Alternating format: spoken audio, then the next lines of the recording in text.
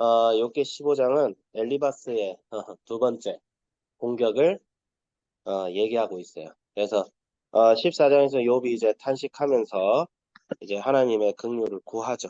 이게 그리고 음, 괴로움이 가득하고 하나님 앞에 탄식하고 나를 이제 어? 나를 이제 숨겨주시고 당신의 진노의 날에 나를 차라리 수올로 가게 해달라. 예. 그러니까 뭐예요? 수올로 가게 해달라. 나 죽여달라. 엘리야처럼. 이게 욥은 철저하게 하나님 앞에 탄식하고 하나님께 자비를 구하죠. 예. 그런데 엘리바스가 이제 딱 보니까 엘리바스는 전통주의자라고 했어요. 그러니까 엘리바스는 철저하게 하나님의 선하심을 어, 하소하는데 욥이 말하는 걸 보니까 마치 하나님을 악하고 지는 선한 것처럼 보이는 거예요. 예.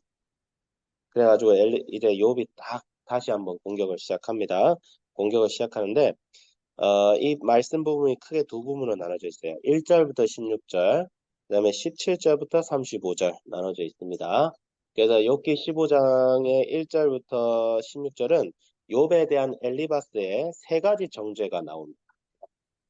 첫 번째 정죄는 뭐예요? 1절부터 6절은 하나님을 경외하지 않는 욥의 입술. 그러니까 욥이 말을 하는데 하나님을 경외하지 않는다는 거예요. 네 멋대로 말한다. 어리석다. 동풍을 채운다. 이스라엘 성경에서 동풍이라는 말은 나쁜 바람을 뜻해요. 이스라엘에 농사 지을 때 그 농사를 망치는 바람을 동풍이라고 해요. 동풍은 굉장히 사막에서 흐르는 바람이기 때문에 서풍은 좋은 거야. 왜 지중해에서 흐르는 바람은 바닷바람이기 때문에 습기가 있고 그 다음에 좀 농사 짓는데 좋은데 동풍은 마른 바람입니다. 우리로 치면 중국에서 막 서해에서 황사가 오잖아. 그렇지? 우리로 치면 서풍이야, 서풍. 이스라엘 입장에서 안 좋은 바람이 동풍인데 우리는 중국에서 황사가 막 오잖아요. 그래서 안 좋아하잖아. 그런 바람 같은 바람이 어, 이스라엘에선 동풍이라고 합니다. 그래서 동풍이 불면 항상 안 좋은 일들이 벌어지는데 욥의 말이 마치 동풍과 같다는 거예요. 우리한테 유익이 없다. 어? 너의 말은 유익이 없다. 하나님을 경외하지 않는 입술이다. 그리고 7절에서 10절은 뭐예요? 교만한 거. 어. 네가 이 언덕과 산이 나오기 전에 네가 먼저 나왔느냐. 그러면서 이제 약간 좀 제가 안 좋아하는 게 이 나이 드립 치는 거. 내가 야, 우리들 중에는 너보다 나이가 네 아버지보다 나이 많은 사람들인데 어? 네가 어떻게 말을 그렇게 교만하게 하냐? 어떻게 눈을 그렇게 부라려 가지고 그렇게 하는 그리고 11절에서 16절에 뭐예요? 요봐. 하나님 앞에 의로운 자가 어디 있느냐? 네가 왜 하나님 앞에 그렇게 눈을 따뜻이 떠서 항변하고 하느냐? 하나님은 천사도 하나님 보시기엔 악하도 하시는데 하나님은 절대적으로 선하신데 왜 네가 어떻게 감히 그러다 항변하느냐? 네가 무슨 자격으로? 이 얘기한. 선생님 이거 보면서 느낀 게 엘리바스는 개혁주의자가 아니었을까? 예, 개혁주의자는 뭐냐면 이 기독교 중에 한 분파가 있어요. 선생님이 다니는 학교도 개혁주의 학교인데 하나님의 주권을 대단히 강조합니다. 그래서 엄청나게 강조해서 거기서 가르치는 것 중 하나가 이제 예정론이라고 있거든요. 구원받을 자와 구원받지 않을 자도 하나님께서 이미 다 결정하셨다. 이렇게까지. 어, 너무 나갔죠. 솔직히 나는 너무 나갔다고 생각해. 그거는 하나님의 주권이 있는데 뭐 하나님 어, 너무 그렇게 했다. 근데 칼빈이 그렇게 주장을 했었어요. 근데 이제 기독교인 중에 99%는 그 이론을 받아들이지 않습니다.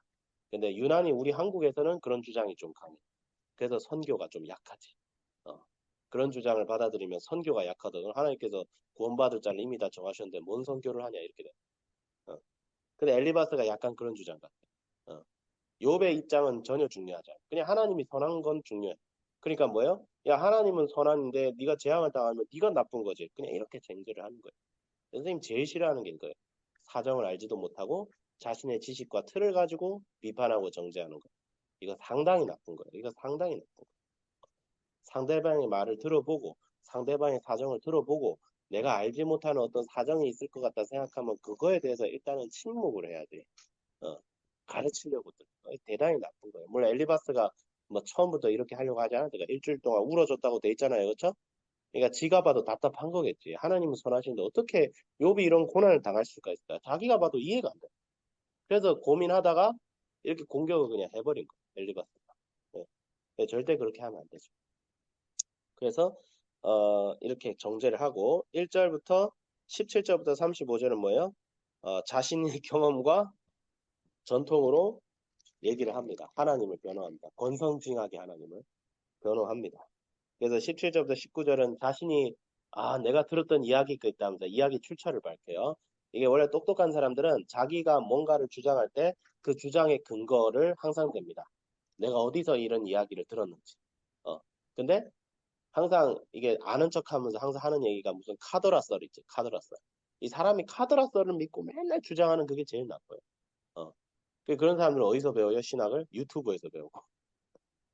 여러분 유튜브 하는 말 진짜 믿지 마세요. 유튜브는 선생님이 진짜 들을 때마다 이 책 한두 권 읽으면 해결될 문제를 유튜브에서 막 떠들어대고 있어. 그래서 선생님이 유튜브 일단 요즘 집어치우잖아. 어, 지식 관련해가지고. 물론 좋은 것도 있어요. 좋은 것도 있어요. 우리 대머리 교수님도 유튜브 하시잖아. 근데 대머리 교수님은 책을 가지고 주장한다. 그렇지? 그분 하는 얘기 보면 항상 책을 가지고 주장해. 이 책에 이렇게 나온다. 그럼 우리가 책을 봐서 확인을 할 수가 있는데 이 카더라 썰은 내가 누구한테 들었더라. 그 누군지 몰라. 어느 관계자한테 들었더라. 그래가지고 엘리바스가 약간 엘리바스는 그래도 이 당시에는 지식인이었다고 볼 수 있습니다. 그래서 20에서 24절 뭐야? 이 악인에 대해서 얘기하는데 악인들은 어? 잘 사는 것 같이 보여도 결국 시한부 인생을 산다. 20절, 24절 결국 망한다. 25에서 28절은 그들이 왜 망하느냐? 하나님을 대적하기 때문에. 전쟁터에서 이 방패라는 말은 뭐냐면 전쟁을 하면 적군을 마주할 때 내가 적을 향해서 제일 먼저 들어야 되는 게 방패예요. 방패. 왜? 화살이 날아오는데 막아야 될 거 아니야. 그렇지? 방패로 막고 칼이나 창으로 찌르는 거예요. 방패가 제일 중요해요. 전쟁터에서 제일 중요한 건 방패예요. 방패 알겠죠? 방패가 깨지면 전쟁을 못 하는 거예요. 그럼 그 사람은 그냥 죽어요. 근데 그 방패를 들고 싸우는데 하나님을 향해서 방패를 들고 싸운다. 이 악인이랄 것들. 그래서 걔들은 망한다. 그 다음에 그리고 29절 35절은 그들은 결국 물질적으로도 망하게 돼 있다. 어. 그러니까 내가 들었다. 내가 보았다. 그리고 엘리바스가 내가 보니까 나이가 굉장히 많은 사람 같거든요. 전통주의자는 원래 나이가 많잖아요. 그래서 엘리바스의 경험상 야 내가 살아보니까 악인이 그러니까 욥은 이때 나이가 그럼 한 40대 정도 되었을 거예요. 뭐 부모보다 예, 네 부모보다 나이가 많다고 했으니까 엘리바스가 한 80대면 이 사람이 한 40대였을 거예요. 그냥 자기 나이에 할아버지 뻘, 자기 아버지 뻘 되는 사람보다 더 높은 사람을 막 하는 거야. 선생님을 치면 80대 원로 목사한테 지금 막 따지고 드는 거 똑같은 거야, 지금. 그런 상황, 그런 아주 기가 막힌 상황인데. 어쨌든, 음, 엘리바스는 자기의 경험과 자기의 지식에 의존해서 욥의 말이 틀렸다고 하죠. 아니다, 욥아. 어? 하나님은, 선하신 분이야. 내가 딱 살아보니까, 나쁜 짓 하는 것들은 다 망하더라. 어? 한 10년 좀 잘 먹고 잘 살다가 하나님께서 그냥 확 쳐가지고, 어? 망하게 하더라. 내가 보니까 내 경험상 내 80년 살다 보니까 어? 너도 그런 거야 이렇게 얘기를 하는 거야. 회개해라. 돌이켜라. 그런 거죠. 보통 사람 같으면 사실 엘리바스는 보통 케이스 같으면 엘리바스의 말이 맞아요. 사실. 보통은 엘리바스 말이 맞아요. 엘리바스 말 자체가 틀린 건 아니에요, 여러분. 어? 그거 막 엘리바스 꼰대네. 단순히 이렇게 해석을 하면 돼. 하지만 엘리바스가 지금은 꼰대가 맞아요. 왜? 욥의 고난은 단순히 일반 사람들이 받을 만한 고난이 아니었어요. 오늘날 우리가 신약의 관점으로 보면 욥의 고난은 예수 그리스도의 고난을 예표한 그래 하죠. 네.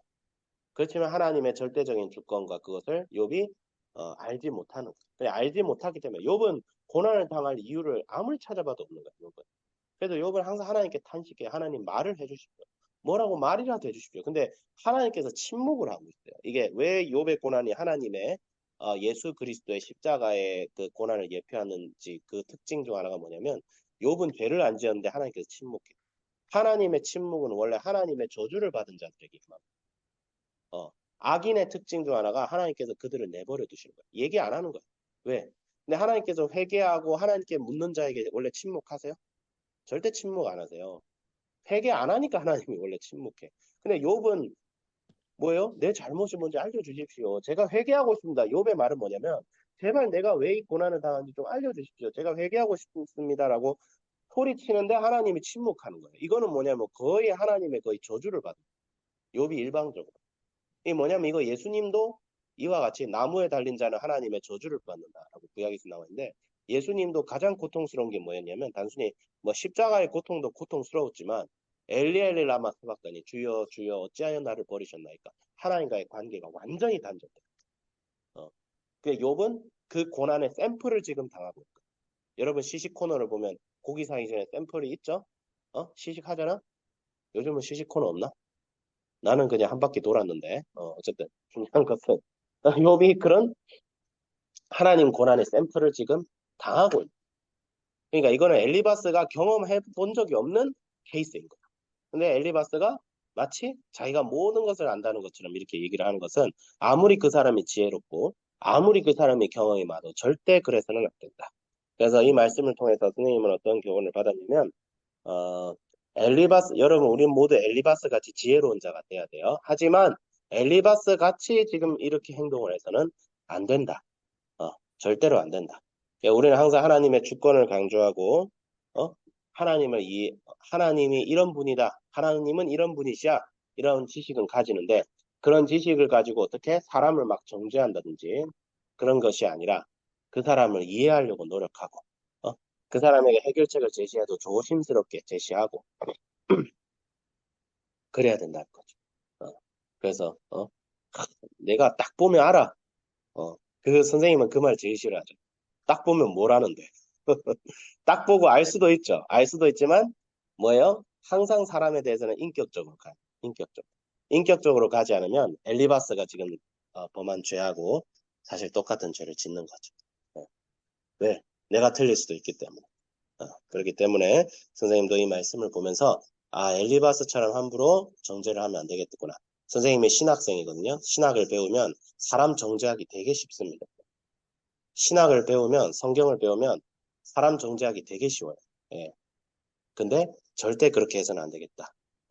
라고 적용을 했습니다. 자, 기도하겠습니다. 하나님 아버지 감사드립니다. 오늘의 말씀을 통하여 우리가 정말 엘리바스와 같은 죄를 범하기 쉽다는 것을 느낍니다. 주님, 저희들의 마음이 예수님의 마음이 되어서 100만 스승이 있으나 아비는 한 명밖에 없다고 했습니다. 주님, 아비의 마음을 갖추게 하여 주시옵소서. 감사드리며 예수님의 이름으로 기도드립니다. 아멘.